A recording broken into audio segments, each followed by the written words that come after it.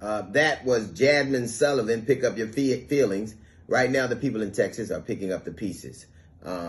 Reports of people still being out, grocery stores still out of food, people still struggling to put it back together. Also, there are going to be a couple of things that happen. Some people are going to be hit with some very, very, very large electric bills, including the accounts of one man, a retired Dallas man, whose electric bill is $17,000. And this, ladies and gentlemen, is what deregulation looks like. This is what privatization looks like. This is what happens when greedy, rich, wealthy white dudes decide they want the government out of their business so they are free to run free. Right now, while people are struggling to put it together, they are raking in enormous profits. They wanted to keep the government out of their business because that's what happened. Deregulation means you move out the way, let me do what I want. And then when we get in trouble, when the state gets in trouble, the very people that they wanted to keep out of the business are the ones that have to come in and bail that state out. So Texas right now is declared a federal emergency. You know what that means? That means that the state will come in and pay the state because the state can't afford to pay for the mistakes that its private citizens have bestowed upon it. Everybody is hurting except the people who put it together so they can privatize this system, so they can get wealthy. And the people who voted for that. Keep Texas strong. Keep it away from everything else. Now you see. Because privatization works great until something goes wrong. And invariably something always does. Something always does. And when it does, it is not the rich people who put it together that pay for it. It's not the lobbyists who asked for them. It's the people who voted for the very things that they now are being hurt by. The very thing. Imagine what would have happened all those years ago if George Bush was successful privatizing the Social Security system. Right after that, the market crashed and everybody would be decimated with no security net. Imagine what would happen if we left the Federal Aviation Association, the FAA, up to privatization. Imagine what would happen. Because this is what businessmen do. They go, you know what? It costs less to pay for lawsuits, so we're going to cut corners, raise profits up, and drop safety. That's what happens. Environmental rollbacks, all those rollbacks that Trump signed, all those deregulations, all when he signed that paperwork, you know what that'll do environmentally? More people, more young men and more young boys and girls will be affected health-wise by that. And they'll be black and they'll be brown. And then they'll become a burden on the public system.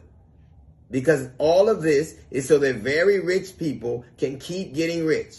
Right now in Texas, in a lot of parts of Texas, people are going to be hit with large bills. And the state will come in and entreat the government, the federal government, to come in and clean up the privatization's mess.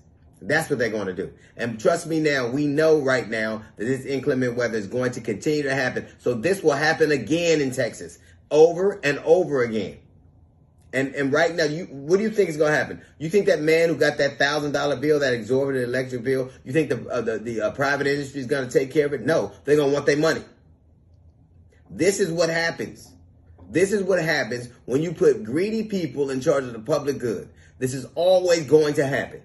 It will happen. You can see the refuse of that from what is happening with Corona, what is happening in the pandemic. When you let greedy people in governance that doesn't mix, this is what happens. It's always a tragedy. People get in trouble. The people that set it up make out like bandits, and the federal government comes in. So those people who wanted it that way now become a burden on the federal tax system. Our tax dollars are paying for that mistake. You know who's not paying for it? The people that put it together. You know who's not paying for it? The people that were receiving those $17,000 electric bills, all those people that are going to be getting those electric bills, they're going to be the ones in trouble. While people are raking in huge profits. There was a plumber that used to have a saying, your shit is our bread and butter. And that is absolutely true. The more things break, the things that they break, when they break bad, they make money. And people keep voting against their very interests. I wonder how many people wanted it this way. We want the federal. When you don't want the federal government, when you want the federal government out of your way, when you want regulation out of your way, you want the ability to do exactly what happened here with no fingerprints. Right now, you're suffering. The federal government is going to come in and pay, and they're going to get rich. And a lot of people, thought that was the right way to go. Thought it was the right way to go. 10 years ago, they were told to insulate their system. 10 years ago, they were told that something like that was going to happen. And they knew that if it did, they wouldn't have to pay for it and they would profit from it. That's exactly what would happen. And people seem to be so wrong-headed, they don't understand. Right now, if those men got $17,000 bills, they might be mad about it, but they can pay them. Can you?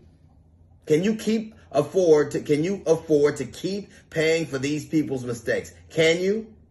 Because if you can't, you need to understand how these things potentially can impact you. Because generally, whatever can go wrong does. And when it does it spectacularly. Everybody wanted to be Texas strong. We want our own independence. We want our own thing. And right now, that very independence, you have to entreat your big brother that you didn't want there. You have to entreat him to come in and bail you out. It went from Texas strong to Texas wrong. That's a little note from the GED section. We got a jazz report come up in 15 minutes. It's the D.L. Hughley Show.